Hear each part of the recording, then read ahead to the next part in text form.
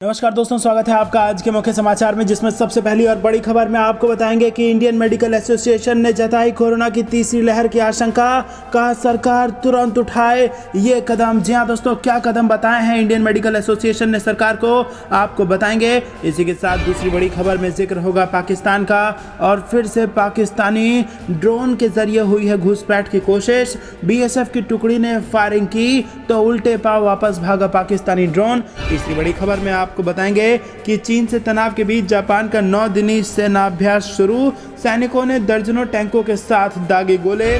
चौथी बड़ी खबर में जिक्र होगा उत्तर प्रदेश के चुनाव का, केशव प्रसाद मौर्य का बड़ा दावा, बोले 2022 में फिर से 300 से ज्यादा सीटें जीतकर सरकार बनाएगी भारतीय जनता पार्टी। और पांचवी बड़ी खबर में आपको बताएंगे कि मोदी सरकार वर्क फ्रॉम होम के लिए लाएगी कानून, काम के घंटे तय करना और बिजली और इंटरनेट के लिए भुगतान पर रहेगा जोर। इसी के साथ दोस्तों जिक्र होगा कि बीजिंग विंटर ओलंपिक का राजनयिक बहिष्कार करेगा अमेरिका, तो दोनों देशों में जबरदस्त टक्कर चल रही है। और दोस्तों सभी बड़ी खबरों की गहराई में आपको ले जाएंगे, लेकिन उससे पहले अगर आपको भी देश की सेना पर पूरा भरोसा है तो वीडियो लाइक जरूर कीजिए, और अगर चैनल पर नए हैं तो लाल बटन को दबा के चैनल को फ्री में सब्सक्राइब करके घंटी बजाकर कमेंट में लिखिए जय हिंद। दोस्तों रुक करते हैं सबसे पहली और बड़ी खबर की तरफ। कोरोना वायरस के नए स्वरूप ओमिक्रॉन को लेकर बढ़ती चिंता के बीच इंडियन मेडिकल एसोसिएशन ने सोमवार को केंद्र सरकार में स्वास्थ्य कर्मियों और अग्रिम मोर्चा कर्मियों और कमजोर रोग प्रतिरोधक क्षमता वाले व्यक्तियों के लिए कोविड रोधी टीके की बूस्टर डोज देने की घोषणा करने का अनुरोध किया है। जी हां दोस्तों, आईएमए ने यह भी मांग की है कि सरकार 12 से 18 आयु वर्ग के टीकाकरण प्रस्ताव पर तेजी से विचार करे,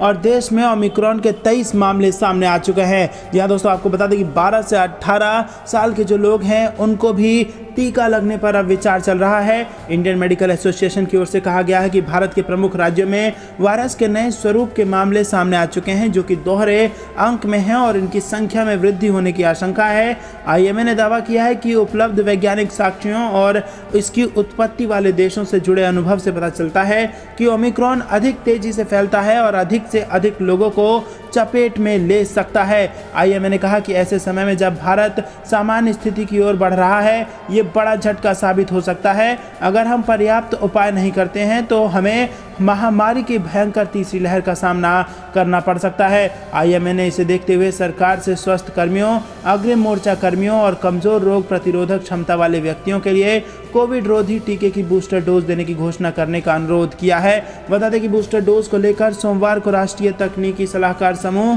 की बैठक में कोई निर्णय नहीं लिया गया है, लेकिन यहां पर आपको बता दें कि अब ये बड़ा अलर्ट जारी कर दिया गया है। तीसरी लहर की है आशंका और सरकार तुरंत उठाए ये कदम। रुक करते हैं अगली बड़ी खबर की तरफ। सुंदरगढ़ पोस्ट पर 2 बार आया पाकिस्तानी ड्रोन, बीएसएफ की टुकड़ी ने फायरिंग की तो उल्टे पांव वापस भागा। जी हां दोस्तों, बॉर्डर सिक्योरिटी फोर्स खासा अमृतसर सेक्टर के तहत अजनाला तहसील की सीमांत पोस्ट सुंदरगढ़ इलाके में सोमवार को एक बार फिर पाकिस्तान की ओर से ड्रोन आया। सोमवार पहले सुबह 11:45 पर और उसके बाद दोपहर करीब 1 बजे फिर पाकिस्तान की ओर से ड्रोन आया। बॉर्डर पर गश्त कर रही बीएसएफ की टुकड़ी ने दोनों बार ड्रोन पर फायरिंग करके लौटने को मजबूर कर दिया। इसके तुरंत बाद बॉर्डर ऑब्जर्विंग पोस्ट सुंदरगढ़ इलाके में सर्च अभियान चलाया गया, लेकिन इस दौरान सुरक्षा बलों को वहां से कुछ नहीं मिला। जानकारी के मुताबिक अजनाला क्षेत्र में बीएसएफ की 183 बटालियन तैनात है। सोमवार सुबह करीब 11:45 पर बल के जवान सुंदरगढ़ पोस्ट पर गश्त कर रहे थे तो उन्होंने पाकिस्तान की ओर से आ रहे एक ड्रोन को देखा, और इसके तुरंत बाद ही जवानों ने ड्रोन को निशाने पर लेकर फायरिंग कर दी, जिसके तुरंत बाद ये ड्रोन लौट गया। सूचना मिलने पर मौके पर पहुंचे बीएसएफ के अधिकारियों ने पुलिस के साथ मिलकर इलाके में सर्च अभियान शुरू कर दिया है। रुक करते हैं अगली बड़ी खबर की तरफ। चीन से तनाव के बीच जापान का 9 दिनी सैन्य अभ्यास शुरू, सैनिकों ने दर्जनों टैंकों के साथ दागे गोले। जी हां दोस्तों, चीन से लगातार दक्षिण और पूर्वी सागर से मिलने वाली चुनौतियों के बीच सोमवार को जापान ने उत्तरी द्वीप होक्काइडो में सैन्य अभ्यास शुरू कर दिया है। इस दौरान दर्जनों टैंक और सैनिकों ने गोले दागे और मशीन गन चलाई। जापान ने सेल्फ डिफेंस फोर्स के सैन्य अभ्यास का मीडिया के समक्ष प्रदर्शन किया। ये सैन्य प्रदर्शन ऐसे समय में किया जा रहा है जब रूस और चीन की सेनाओं ने जापान के क्षेत्र के आसपास अपनी गतिविधियां हाल में बढ़ा दी हैं। विदेशी पत्रकारों को जापानी सैन्य अभ्यासों को देखने का अवसर दुर्लभ ही मिलता है। यह अभ्यास 9 दिन तक चलेगा और इसमें ground self defence defence force के करीब 1300 बल भाग लेंगे। तो दोस्तों अब चीन के पड़ोस में जापान कर रहा है युद्धाभ्यास और दर्जनों टैंकों के साथ दाग रहा है गोले। रुक करते हैं अगली बड़ी खबर की तरफ, जो कि उत्तर प्रदेश के चुनाव से जुड़ी आ रही है। केशव प्रसाद मौर्य का बड़ा दावा, बोले 2022 में फिर से 300 से ज्यादा सीटें जीतकर सरकार बनाएगी भारतीय जनता पार्टी। जी हाँ दोस्तों, आपको बता दें ये बेहद बड़ी खबर निकल के आ रही है। अपने बयानों से सुर्खियों में रहने वाले उत्तर प्रदेश के उप मुख्यमंत्री केशव प्रसाद मौर्य ने आगामी विधानसभा चुनाव को लेकर बड़ा दावा किया। उन्होंने कहा कि अगले चुनाव में बीजेपी कम से कम 300 सीटें जीतेगी। उन्होंने कहा कि हमारी सरकार पूर्ण बहुमत के साथ सरकार बनाएगी। मथुरा वाले बयान से विवाद में रहे केशव प्रसाद मौर्य ने बताया कि उन्होंने प्रधानमंत्री नरेंद्र मोदी से मुलाकात की, जिसमें गोरखपुर के कार्यक्रम समेत गंगा एक्सप्रेसवे समेत अन्य योजनाओं को लेकर चर्चा हुई। वहीं उन्होंने दावा किया कि हम एक बार फिर से 300 से ज्यादा सीटें जीतकर सरकार बनाएंगे। यही नहीं, मौर्य ने विपक्ष पर भी निशाना साधा और उन्होंने कहा सपा बसपा और कांग्रेस मुंगेरी लाल के हसीन सपने देख रहे हैं। वहीं वसीम रिजवी के धर्म परिवर्तन को लेकर केशव प्रसाद मौर्य ने कहा कि उनका स्वागत है। उन्होंने दोबारा हिंदू धर्म पर अपनी आस्था व्यक्त की है। दोस्तों रुक करते हैं अगली बड़ी खबर की तरफ। मोदी सरकार वर्क फ्रॉम होम के लिए कानून लाएगी। काम के घंटे तय करना और बिजली और इंटरनेट के लिए भुगतान पर रहेगा जोर। जी हाँ दोस्तों, केंद्र सरकार वर्क फ्रॉम होम को लेकर एक व्यापक कानून बनाने की तैयारी कर रही है। नया कानून घर से काम कर रहे कर्मचारियों के प्रति कंपनियों की जिम्मेदारी को तय करेगा और इस घटनाक्रम से जुड़े 2 सरकारी अधिकारियों ने ये जानकारी दी।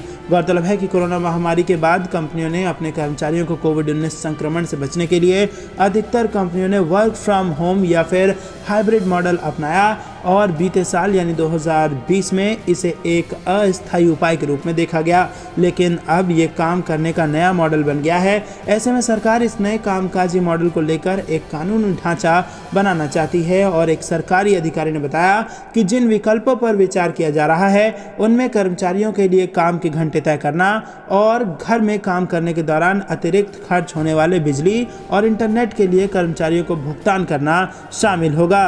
वहीं आपको बता दें दोस्तों, अधिकारी ने बताया कि घर से काम करने के लिए पॉलिसी बनाने में मदद के लिए एक कंसल्टेंसी फर्म को भी शामिल किया गया है। इससे पहले सरकार ने जनवरी में एक स्टैंडिंग ऑर्डर के जरिए सर्विस सेक्टर में वर्क फ्रॉम होम का औपचारिक रूप दिया था और जिसके तहत कंपनी और कर्मचारी आपस में मिलकर काम के घंटे और दूसरी चीजें तय कर सकती हैं। रुक करते हैं अगली बड़ी खबर की तरफ। बीजिंग विंटर ओलंपिक का राजनयिक बहिष्कार करेगा अमेरिका।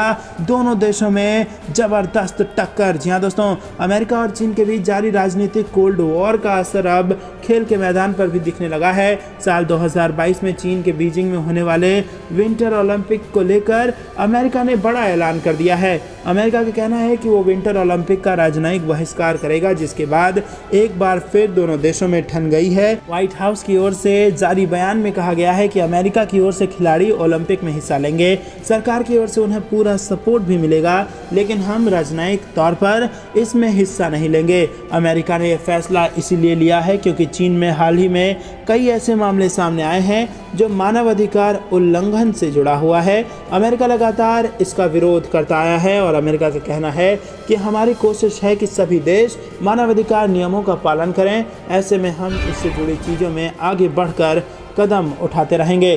दोस्तों रुक करते हैं अगली बड़ी खबर की तरफ।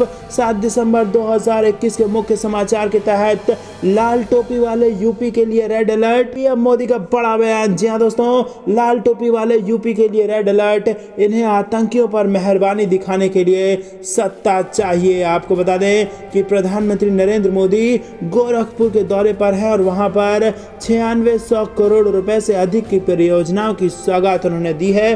पीएम मोदी ने गोरखपुर उर्वरक संयंत्र राष्ट्र को समर्पित किया। 2016 में पीएम मोदी ने इसकी आधारशिला रखी थी।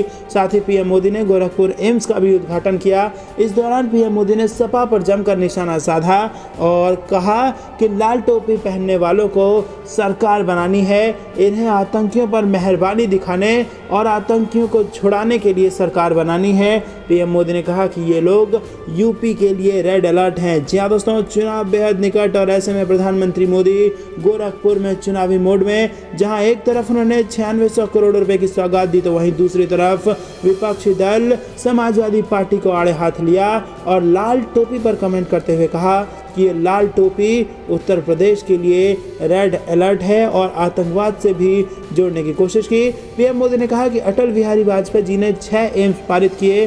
पिछले कुछ सालों में देश भर में 16 एम्स चलाने पर काम चल रहा है। हमारा लक्ष्य है कि हर जिले में कम से कम एक मेडिकल कॉलेज हो। मुझे खुशी है कि यहाँ तमाम जिलों में मेडिकल कॉलेज बनने का काम चल रहा है। हाल ही में मैंने 9 मेडिकल का शिलान्यास एक साथ किया। इतना ही नहीं, यूपी आज 17 करोड़